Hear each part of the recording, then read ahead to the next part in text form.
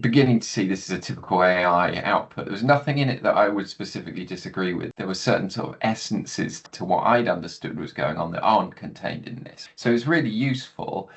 I think navigating hybrid identity is a useful way of putting it. It reflects some of the thinking about the two circles model. I think the thing for me as a headline is the so what. It reflects the culture of what's going on in the group, which then becomes a model of what's going on and has been going on in the higher education sector for a long time. But the bit that's perhaps missing is the student. And I think it's because when we were doing the interviews, we were very focused on our work and the way that we were working together and the tensions within that and developing the model. And somewhere in there was something that we were discussing a while back, whereby everybody is really sincere about doing the right thing for the students. But when you go through the interviews, or if you were in the interviews and just being in and around the group, you start to realize that there are different models of the student, or there are different models of what people think is the right thing to do by the student and on what basis. That's the bit that's in here but is not directly expressed, right? It's kind of like I don't know, there's a facet of this or there's a mirror version of this where you do it looking at the student or the concept of the student. So fundamentally, I think everybody operates with a model of the student or students in their head that it's somewhere from implicit to explicit, depending on what your role is in the group or what you're trying to work on. So if you're in student success, you're going to have a fairly explicit model of the bits that you think the students need. But if you're in other bits of the group, it might be more broad. And so maybe what happens is that the model of the student is different or morphs depending on which bit of the group you're in and what the focus of that bit of the group is, or what your role is. And so the nature or the character or the way that you construct the idea of the student is multifaceted, and there's probably no version of the student being imagined in the group that isn't true to a certain extent, which is why the sincerity is there. But there's no single bit of the group or single role in the group that is constructing the kind of broad complexity of what a student might want or might need. And I think that's probably because it's not a singular person, is it? And different students want different things in different ways, and that actually higher education, in terms of what it claims to be providing, both educationally, culturally, economically, politically, across the park. Higher education, especially in a place like University Arts London, is just incredibly broad. You can think of almost anything and say, is that one of the things that you do for the student? And the answer is yes. I think navigating hybrid identity is something that we're doing ourselves within the group, but I also think the students represent a hybrid identity as well. Yeah, I think that's a really interesting sort of development of what's come back from the AI analysis. It struck me that, and obviously it's not picked up on the things that we picked up on. It's not picked up on the body language or the tone of voice or the caring nature of the people that we talk to, because that don't get captured in language, does it, in text form? So it's obviously going to completely miss that. But for us, they were the things that really struck us as being crucial, central, important about the interviews that we did. And that aspect is almost completely absent from the analysis. Having said that, I also think it created a little bit of a blind spot in us, in that we felt so much that was important that we kind of forgot about everything else that we were recording in the interview notes. And what the AI analysis has done a really good job of actually going, but there's all these other stuff as well. Now if we put all that together in this way, it means this. And you look at it and you go, oh yeah, actually, yeah, that's a pretty good. That's kind of nailed it in terms of understanding those things that somehow kind of fell by the wayside when we were thinking about what was important about this. To characterize it, I'd say, if you're on the extreme arts education end of things, then you could look across the group and go, oh, student's just a product to you on the other side of the group. You just want the money, and also your model is a kind of professional model where the student is a proto-professional and the process is just tooling them up for the job market, right? And then the same in the other direction, whereby I can see that if you're on the professional, if you like, side of the group in that sense, if that's your model of what you think's going on, and you look over to the sort of arts education side, if you stand on the professional side, you look at the arts education side, the arts education side just looks like it's being willfully ambiguous and vague and making it almost deliberately difficult for students to understand what they need to do to be a success. And actually, I think, just as a corollary of this idea of everybody being sincere about the student, I think success is an interesting word, isn't it? What does it mean for our students to be successful is not particularly agreed on. I mean, so for example, my view is that the word success is troublesome, right? But then there are plenty of people in the group, and this is a perfectly reasonable position, that would say, well, obviously we want our students to be successful. The notion of success is quite multifaceted and complex. It's always struck me that we're constantly negotiating what we think it means for a student to be successful, despite the fact that we give them marks. So I think what's happened is by interrogating the group through these interviews, we've sort of made visible some of these complexities and tensions that are always there, but sometimes don't get spoken about explicitly.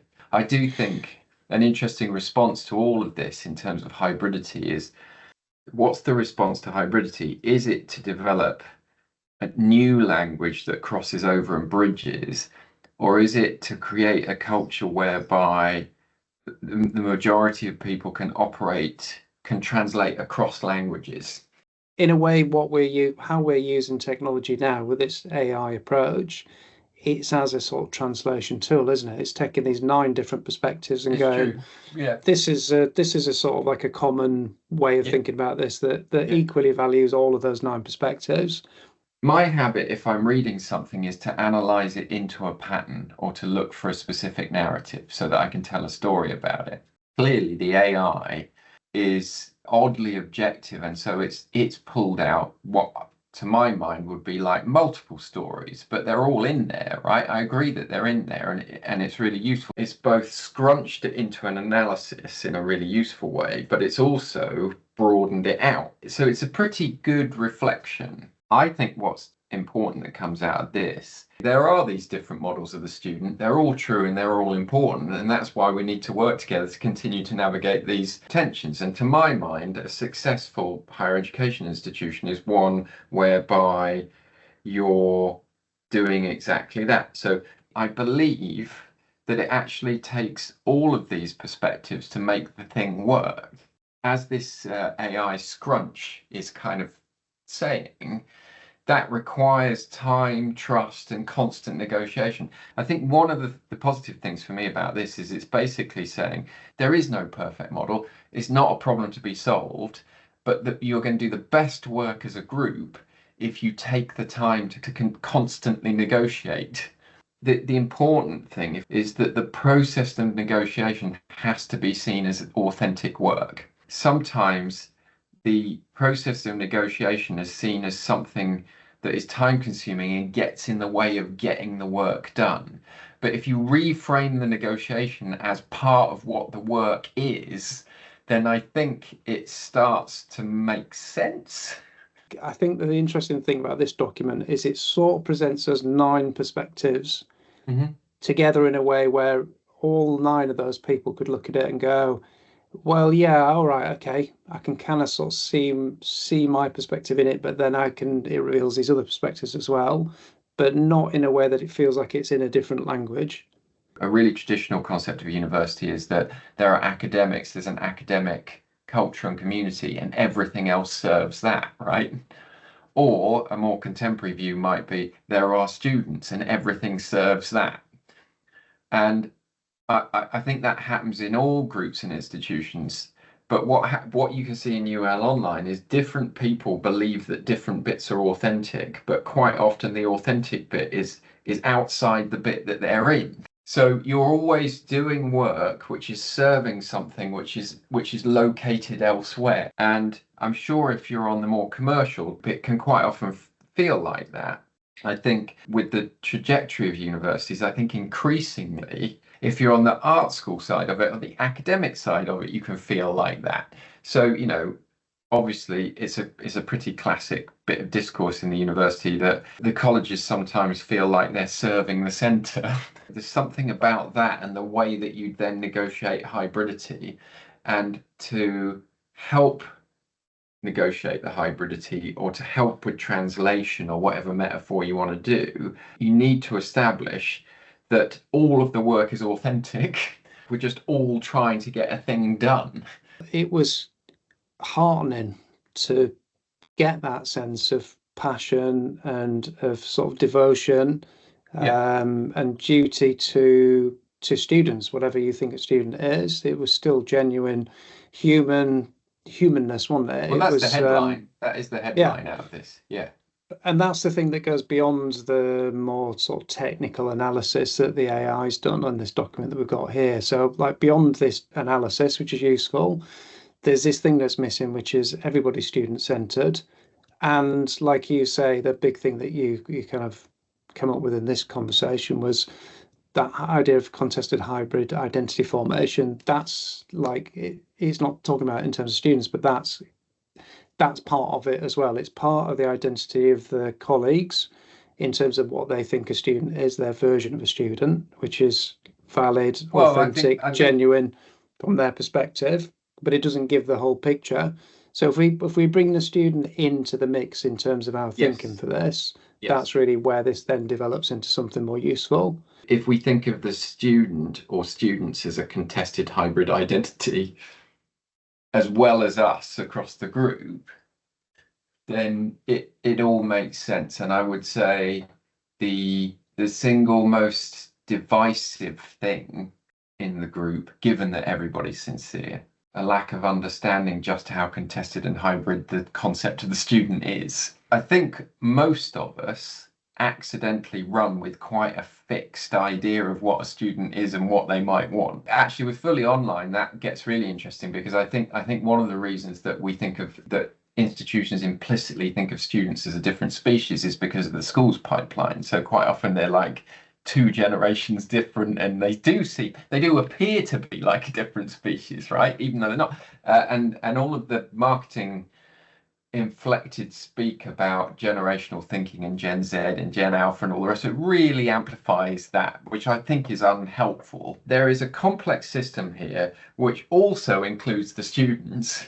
Everybody in this system is navigating contested hybrid identities, which definitely feels like a sort of reflection of the zeitgeist, because in theory, you go back to the 1950s and everybody had a fixed identity and they all knew what they were doing and blah. I'm not sure how true that is, but it's certainly the case today that identity is much more complex, multifaceted, and pluralistic in quite a healthy way, I'd say. So once you say, well, we're navigating hybrid identities, the students represent our hybrid identities, probably every single way everybody's thinking about this is valid. And to progress as a group, having a better understanding of each other's perspective of what they mean by that hybridity would actually be quite helpful. One of the reasons I think people feel so passionate about the student is genuine. People want to help people out. That's kind of why you go into the university sector, because you want to do a good thing. But it's also a proxy for individual professional identity. What you think is important for the student is a reflection of what you do, the value that you bring. I was thinking, I spent 25 years teaching. I talk to students all day long, every day, all different types of students. I know what a student is. But then I thought, actually, I never really was next to them when they were applying for a course, or thinking about which course to do, and what they presented to me as an academic was only a part of what they were, because I was going to be marking them. So I didn't really see the whole of all of those thousands of students I saw. So there is a big gap in my knowledge of what a student is. So it's challenging me in a way that would be useful for other people to be challenged, I think, this work. The point is, as is in this text here, is to respect the hybridity and to be in that state of negotiation and to take the time to negotiate and build the trust. So you're not trying to collapse all these circles into one circle.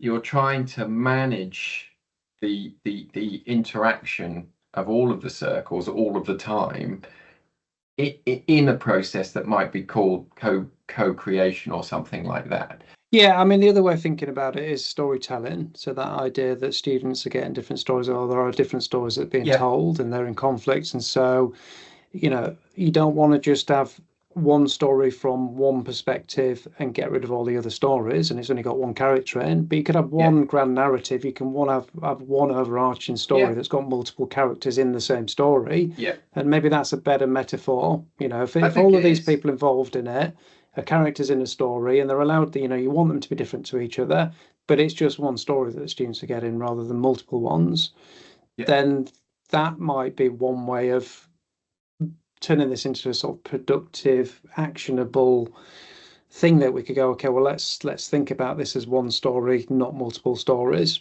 The student tends to encounter different narratives at different points along that journey. And sometimes that's helpful and sometimes it's unhelpful, because sometimes it's unhelpful because the stories conflict with each other. There's three things that come out of this for me. One is everybody cares about the student. Two is we're negotiating hybrid identities within the group, but the students represent that idea as well as contested hybrid identities. And three is these are tensions to be negotiated, that we're not trying to converge on a solution, and then that leads you to the idea of the multiple stories. So that's what I'm getting from this. And I think what I've just laid out there, some of that isn't contained in what the AI's reflected back at us, which is fine. Yeah. But I think that then folds in, that feels like a good combination of what we feel we've seen and learned and our interpretation and the sort of broader, more objective interpretation from the AI. I think that's a good way of rounding it up. Yeah.